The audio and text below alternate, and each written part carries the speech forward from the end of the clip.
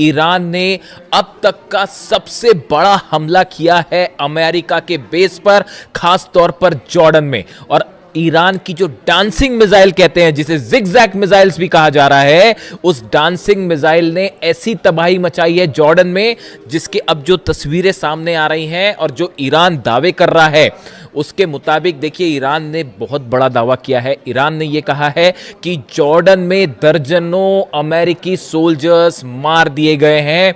ये बहुत बड़ा दावा है कि कई अमेरिकी सोल्जर्स जो हैं, सैनिक जो हैं, वो मार दिए गए हैं। इसके अलावा अमेरिका के C-17 ट्रांसपोर्ट प्लेन्स गिर चुके हैं, P-8 एयरक्राफ्ट जो है वो जल चुका है, और सबसे बड़ी बात, ब्लैक हॉक हेलीकॉप्टर्स की एक पूरी यूनिट जो है वो इस बेस पर तबाह हो गई है। देखिए, ये बहुत बड़ी क्लेम है जो ईरान कर रहा है, जो दावे है ईरान कर रहा है।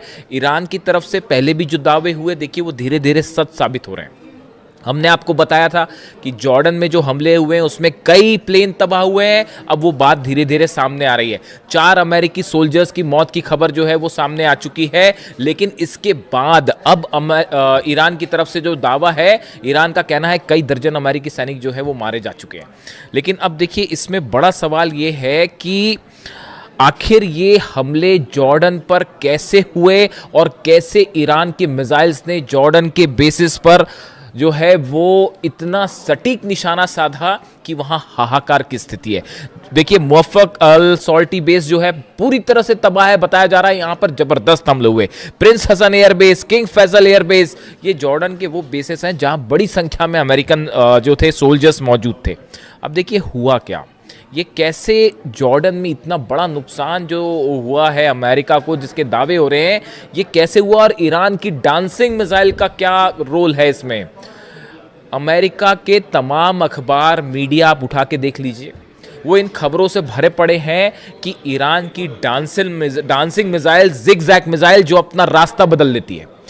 देखिए, ईरान की तरफ से मिसाइल दागी गई जॉर्डन के इस तमाम बेसिस पर।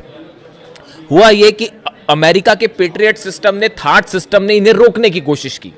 लेकिन जो खबरें आ रही हैं उसके मुताबिक ईरान की ये मिसाइल्स जो हैं ये जिगजैग रूट अपना रही हैं, यानी कि अपना रास्ता बदल दे रही हैं। इसीलिए इसे डांसिंग मिसाइल भी कहा जा रहा है।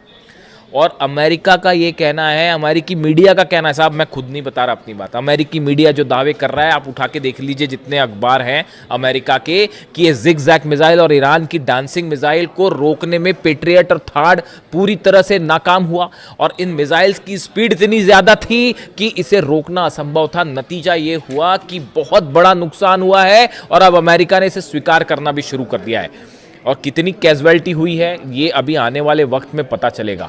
और ये भी कहा जा रहा है कि बदला लेने के लिए अमेरिका आज की रात बहुत बड़ा हमला कर सकता है, इस तरह की सूत्रों के हवाले से खबर है। अब देखिए एग्जैक्टली हुआ क्या। हुआ ये कि अमेरिका के जो फॉरवर्ड बेसिस में से शामिल हैं कुवैत और बहरीन, ये दोनों जगह से अमेरिका के फाइटर जेट्स टेक ऑफ कर रहे थे ईरान पर हमला करने के लिए, जो अभी दूसरे दौर के हमले शुरू हुए इस पर। लेकिन नतीजा क्या हुआ, ईरान की तरफ से अली अल सलीम बेस जो है कुवैत में, वहां पर पेट्रियट सिस्टम तबाह कर दिया गया। $1.5 बिलियन का नुकसान हो गया। एयर सर्विलांस जो राडार था वो तबाह कर दिए गए। ऐसे ही हाल जो है बहरीन में था, शेख ईसा एयरबेस में पेट्रियट सिस्टम तबाह हो गया, वो भी $1.5 बिलियन का था। सवाल ये था कि अब ये हमले जो है, जब ये फॉरवर्ड बेसिस पर नहीं रोके जा रहे थे, तो यहां मौजूद जितने F-35 जेट्स थे, F-18 जेट्स यहां पे खड़े हुए थे बहरीन में और कुवैत में, इन सब पर खतरा मंडरा रहा था। इनसे बचने के लिए C-17, P-8 और ये जितने F-35 F-18 जेट्स थे, इनको हटा के जॉर्डन ले जाया गया।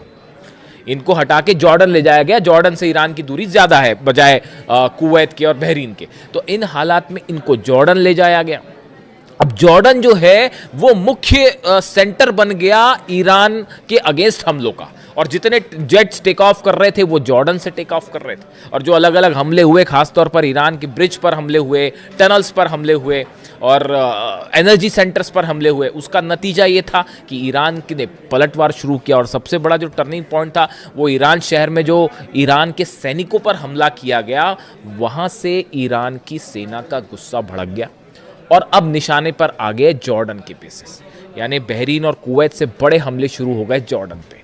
और ईरान ने, देखिए मैंने आपको पहले ही कहा था कि जैसे जैसे जंग आगे बढ़ेगी ईरान अपनी सबसे खतरनाक मिसाइल्स निकाल के हमले शुरू कर देगा। अब पेट्रियट और थार्ड लगे हुए हैं, सबको पता था कि पूरा जोर लगा दिया अमेरिका ने जॉर्डन में अपने बेसेस बचाने के लिए। लेकिन हुआ क्या, ईरान की तरफ से डांसिंग मिसाइल्स फायर कर दी गई और उन बेस को तबाह कर दिया गया। अब अमेरिका हैरान, अमेरिका के जितने एक्सपर्ट्स थे वो हैरान कि भाई ये हमले हो कैसे गए, ये जिगजैग मिसाइल्स कहाँ से आ गई।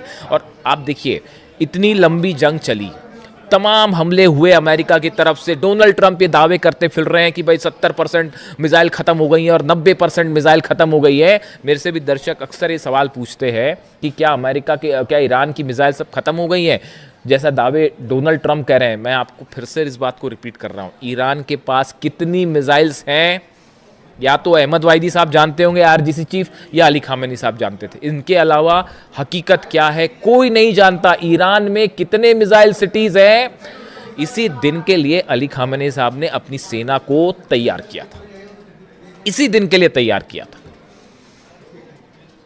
और उसका नतीजा देखिए, आज दुनिया की सबसे बड़ी ताकतें जो हैं वो ईरान के सामने घुटनों पर हैं, अपने बेसिस नहीं बचा पा रहे, खाड़ी देश जल रहे हैं और सिर्फ आप जो है कुछ नहीं कर सकते, हेल्पलेस स्थिति में खड़े।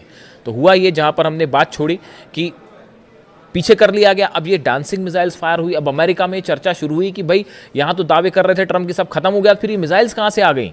तो अब वो एक नई थ्योरी लगाई गई कि भाई ये मिसाइल्स जो है रूस ने दी हैं, ये मिसाइल्स जो है वो चाइना ने दी है, मिसाइल की टेक्नोलॉजी चाइना ने दी है। मेरे से भी कई लोगों ने इस बारे में सवाल पूछा कि जो खबरें छप रही हैं अमेरिका में कि रूस और चीन मिसाइल दे रहा है और उसके ज़रिए ईरान हमले कर रहा है, आपकी क्या राय है? आप मेरी राय सुन लीजिए, मैं क्या कह रहा हूँ। ईरान को मिसाइल टेक्नोलॉजी में किसी की मदद लेने की ज़रूरत नहीं है।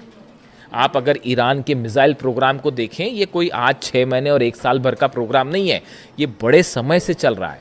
और देखिए लगातार ईरान ने, मैंने पहले ही आपको एक कहना शुरू कर दिया था कि जितनी मिसाइल्स ईरान के पास हो, चाहे सेजिल हो, चाहे खुर्रम शहर हो, चाहे फतह 110 हो, फतह 2 भी कहते हैं, ये सब मिसाइल के एडवांस वर्जन जो है वो आने शुरू हो गए, उन पर लगातार काम शुरू हो गया। और नतीजा ये है कि अब ये एडवांस वर्जन निकल के आ रहे हैं तो अमेरिका के हाथ पांव फूल गए और वो ये कह रहे हैं कि साहब ये तो रूस ने दे दिया। बिल्कुल ऐसा नहीं है। ईरान की जो मिसाइल्स हैं वो ईरान ने खुद डेवलप किए हैं। देखिए सैटेलाइट से मदद करना एक अलग बात है, ये वो बात सही है कि हो सकता है रूस और चीन के सैटेलाइट्स, कई एक्सपर्ट्स बताते हैं कि रूस और चीन के सैटेलाइट जो है वो मदद कर रहे हैं, रडार सिस्टम के जरिए मदद किया जा रहा है, जीपीएस के जरिए मदद किया जा रहा है, वो एक अलग बात है। लेकिन ये जो मिसाइल टेक्नोलॉजी और स्पीड, इस पर लगातार ईरान काम कर रहा है और सेल्फ रिलायंट है, किसी की ज़रूरत नहीं है ईरान को मिसाइल के मामले में। तो इन खबरों का मेरे हिसाब से कोई बड़ा आधार नहीं है कि ये मिसाइल्स पुतिन ने दे दिए हैं या चीन ने दे दिए हैं, ऐसा कुछ नहीं है। देखिए आप रडार्स दे सकते हैं, सैटेलाइट से नेविगेशन में मदद कर सकते हैं, वहाँ तक एक बात अलग है। अब नतीजा ये हुआ कि जब ये मिसाइल्स फायर की गई तो पूरा का पूरा अमेरिकी सेना इस बात को लेकर हैरान थी कि इतनी जल्दी इतनी स्पीड से, अगर आप मैक 4 से मैक 11 के बीच में, यानी आवाज़ से 5 से 11 गुना की बीच की रफ्तार से मिसाइल्स बरस रही हैं, उसको कैसे कोई पेट्रियट सिस्टम रोक पाएगा। और नतीजा ये हुआ कि कई जगह जो है वो पेट्रियट सिस्टम जहां लगे थे उनके ठीक ऊपर मिसाइल्स गिरी हैं, थार्ड सिस्टम जहां लगे थे उसके ठीक ऊपर मिसाइल्स गिरी हैं। और इसीलिए जंग का जो मुख्य केंद्र है वो अचानक से जॉर्डन हो गया। मतलब ऐसा लग रहा है कि ईरान और जॉर्डन की लड़ाई चल रही है। और वो तस्वीरें जो आ रही हैं, देखिए तस्वीरें वायरल हो जाती हैं। जॉर्डन में जो लोग हैं, मैं एक वीडियो देख रहा था उसमें बड़े हैरान करने वाली बात थी कि जॉर्डन के कुछ लोग खड़े हुए हैं, उसमें एक शख्स वीडियो बना रहा है, ईरान की तरफ से मिसाइल्स फायर की जा रही हैं, जॉर्डन पर मिसाइल गिर रही है और वो इस बात की खुशी जता रहा था कि ईरान की मिसाइल्स जो अमेरिका की बेस पर गिर रही हैं। ये जॉर्डन का शख्स जो है, जॉर्डन के लोग उसमें खुशी मना रहे थे, ईरान के साथ खड़े दिखाई दे रहे थे। देखिए ये सब अधिकांश खाड़ी देशों का ये हाल है। आज भी हकीकत ये है कि अगर आप एक जनमत संग्रह करा लें, प्लेबिसाइड करवा लें कि खाड़ी देशों में जो अरब देश हैं उनकी जनता क्या चाहती है, मेजॉरिटी जनता जो है वो ईरान के साथ खड़ी है साहब। उन सबको इन बात की तकलीफ है कि अली खामेनी साहब को असैसिनेट किया गया। लीडरशिप जो है खाड़ी देशों की वो अमेरिका के साथ हो सकती है, लेकिन जो आम जनता की राय है, जो जैसा कि सोशल मीडिया पे ट्रेंड करता है, जो उससे देख के जो अंदाज़ा लगता है वो ये लगता है कि बाय एंड लार्ज जो अरब देश है, इसकी जो आम जनता है वो अब भी ईरान के साथ खड़ी है। सब देख रहे हैं कि बड़ी बड़ी ताकतें मिलकर ईरान को झुकाने की कोशिश कर रही है। ईरान अपने दम पे ना सिर्फ लड़ रहा है बल्कि मुंह तोड़ जवाब दे रहा है साहब। तो हकीकत यह है कि जॉर्डन जो है वो और देखिए ब्लैक हॉक यूनिट को लेकर बड़ी जो जहाँ पर देखिए जो डिस्ट्रक्शन हुआ है, जो ईरान की तरफ से दावे आए, बड़े स्पेसिफिक दावे हैं वो।